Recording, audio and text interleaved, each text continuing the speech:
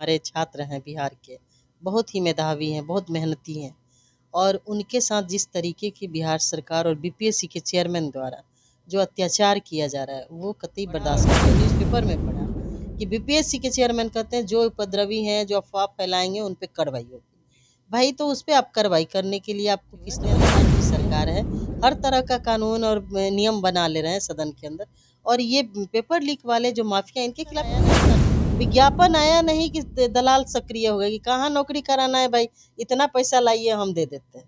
क्योंकि कोई बोलेगा नहीं, हम खुलेआम बोल रहे हैं, आपके चैनल के माध्यम से बोल रहे हैं। क्योंकि बिहार में ये एक बहुत बड़ा उद्योग धंधा बन गया है और इन लोगों पे कोई तंत्र में तंत्र हावी हो जाए और हमारा लोक कराह रहा है तो फिर लोकतंत्र का कोई मतलब नमस्कार दर्शकों, स्वागत है आप सभी का आपके अपने चैनल पर। बिहार या देश भर में कोई भी ऐसी परीक्षा नहीं हो रही है आजकल जो बिना लीक हुए हो जाए। हाल ही में बीपीएससी 70वीं पीटी की जो परीक्षा थी वह आपने देखा, पटना के सबसे बड़े और एशिया के सबसे बड़े परीक्षा सेंटर बापू परीक्षा हॉल से पेपर वायरल की घटना सामने आती है, जिसके बाद छात्र उग्र हो जाते हैं। छात्र ये मांग कर रहे हैं लगातार कि पूर्ण परीक्षा रद्द कर दिया जाए और परीक्षा रद्द करके परीक्षा को फिर से कराया जाए सभी सेंटरों पर। लेकिन अध्यक्ष ने ये कहा है कि सिर्फ बापू परीक्षा सेंटर की परीक्षा जो है वो हम रद्द करेंगे। और इसको लेकर के आज पटना के गर्दनी बाग में छात्र उमड़ पड़े थे और उन्हीं छात्रों के साथ आवाज बन रही थी राजा पाकर की विधायिका प्रतिमा दास जी। आप गई थी छात्रों के बीच में, क्या लग रहा है सच में छात्रों ने जो कदम उठाया है परीक्षा कैंसिल कराने को लेकर के, ये मुद्दा सही है या फिर? बिल्कुल सही है। ये बच्चे जो हमारे छात्र हैं बिहार के, बहुत ही मेधावी हैं, बहुत मेहनती हैं और उनके साथ जिस तरीके की बिहार सरकार और बीपीएससी के चेयरमैन द्वारा जो अत्याचार किया जा रहा है वो कतई बर्दाश्त करने लायक नहीं। हम आपके चैनल के माध्यम से सरकार से मांग करते हैं कि बीपीएससी के चेयरमैन को बदलना चाहिए, क्योंकि ये इस तरीके से फरमान जारी कर रहे हैं जैसे लगता है कि लोकतंत्र को ये समाप्त करने की कोशिश कर रहे हैं। बीपीएससी के चेयरमैन ये मानने को तैयार ही नहीं है कि बाकी सेंटरों पर भी परीक्षा का प्रश्न पत्र वायरल हुआ है। कि बच्चे आरोप लगा रहे हैं कि 10 मिनट की देरी से 20 मिनट की देरी से हमें प्रश्न पत्र बांटा गया। तो ये अंदेशा है कि धांधली चल रहा है इसमें। देखिए धांधली तो चल ही रहा है, पूरे दुनिया को पता, पूरे इंडिया को पता है। हमारे नेता आदरणीय राहुल जी ने सदन में भी कहा कि हमारे देश के जो एकलव्य हैं, एकलव्य मीन्स जो मेधावी छात्र हैं, जो मेहनती हैं, जो मेरिटोरियस हैं, उनके अंगूठा काटा जा रहा है, उनके मेधा के साथ खिलवाड़ किया जा रहा है। अब आप पेपर लीक कर रहे हैं, ये कौन माफिया हैं, क्यों नहीं पकड़े जा रहे हैं, क्यों नहीं सजा दी जा रही भाई इनको। आप लोग सरकार में बैठे हुए हैं, डबल इंजन की सरकार है, हर तरह का कानून और नियम बना ले रहे हैं सदन के अंदर। और ये पेपर लीक वाले जो माफिया इनके खिलाफ क्यों नहीं कानून बन रहा है। हमने एक न्यूज़ में पढ़ा और न्यूज़पेपर में पढ़ा कि बीपीएससी के चेयरमैन कहते हैं जो उपद्रवी हैं, जो अफवाह फैलाएंगे उन पे कार्रवाई होगी। भाई तो उस पर आप कार्रवाई करने के लिए आपको किसने अधिकार दे दिया है। सिर्फ सरकार ही नहीं है, विपक्ष उसके साथ खड़े हैं बहुत मजबूती के साथ। विपक्ष के सभी नेता, हम लोग कांग्रेस पार्टी के लोग खड़े हैं, बीपीएससी के जितने भी अभ्यर्थी हैं। दूसरी बात है कि जब पेपर लीक करने वाले माफिया इतने सक्रिय हैं और बिहार में लगभग 40, आपको गर्दनी बाग में मैं बता दूं कि 40 मामले दर्ज हैं। अभी तक तो किसी पे आपने कोई कार्रवाई नहीं की, उस पर तो आपका कोई बयान नहीं आता है।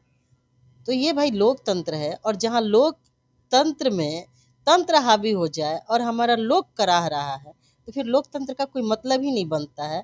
ऐसा लगता है कि नियम कानून को ताक पे रख करके ये लोग अपने मन का नियम बना रहे हैं। यूयू ने 3 दिन पहले एक प्रेस कॉन्फ्रेंस किया और उसमें बताया कि बिहार के टॉप 3 ऐसे कोचिंग माफिया हैं जो पेपर लीक कराते हैं। उनका नाम सार्वजनिक उन्होंने नहीं किया, लेकिन कोचिंग माफियाओं का नाम ले लिया उन्होंने। देखिए ऐसा एक हौवा बना दिया गया है और मुझे तो लगता है कि सरकार के नाक के नीचे और सरकार के अंदर बैठे हुए लोग जिसका संरक्षण प्राप्त है। पहले भी बच्चे जो स्टूडेंट थे, अभ्यर्थी थे, वीडियो सीओ बहुत से कम्पिटिटिव एग्ज़ाम पास करके आते थे, एक आध दो कहीं कोचिंग सेंटर होता था। अब तो एक कोचिंग सेंटर की बाढ़ आ गई है और लगता है फल्ला सेंटर के ये पढ़े हैं तो ये बन गए, ठेकना सेंटर के पढ़े हुए अभ्यर्थी इस एग्ज़ाम को क्वालिफाई कर गए।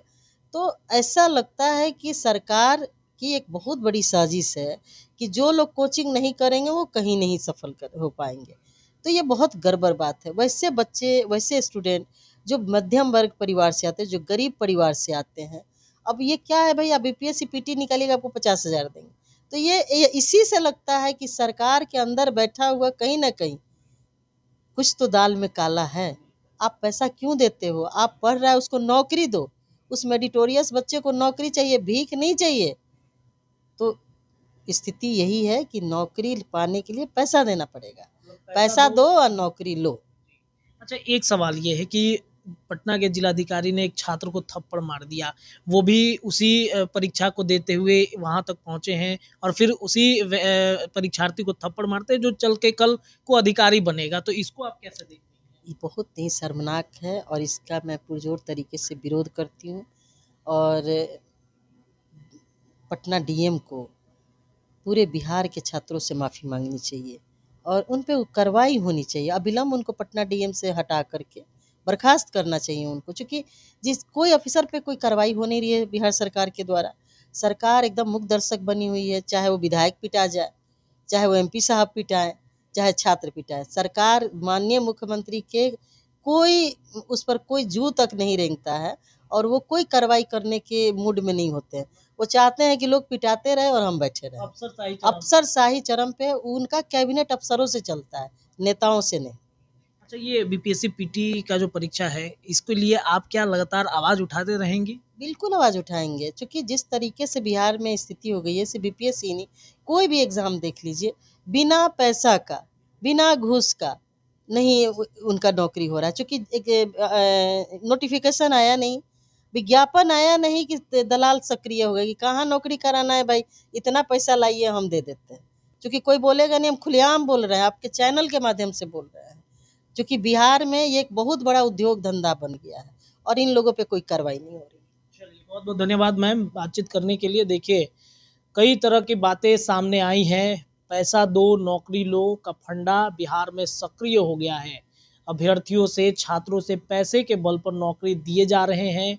पर्दे के पीछे ये एक बड़ा खेल चल रहा है।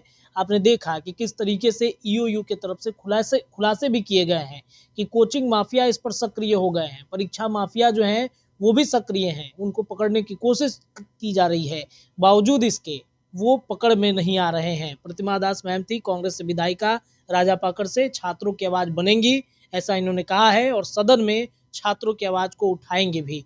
फिलहाल आपको क्या लगता है अपनी राय कमेंट में रखिए। जुड़े रहिए अपने चैनल के साथ। चैनल पर नए हैं तो सब्सक्राइब जरूर कर दीजिएगा। बहुत बहुत धन्यवाद।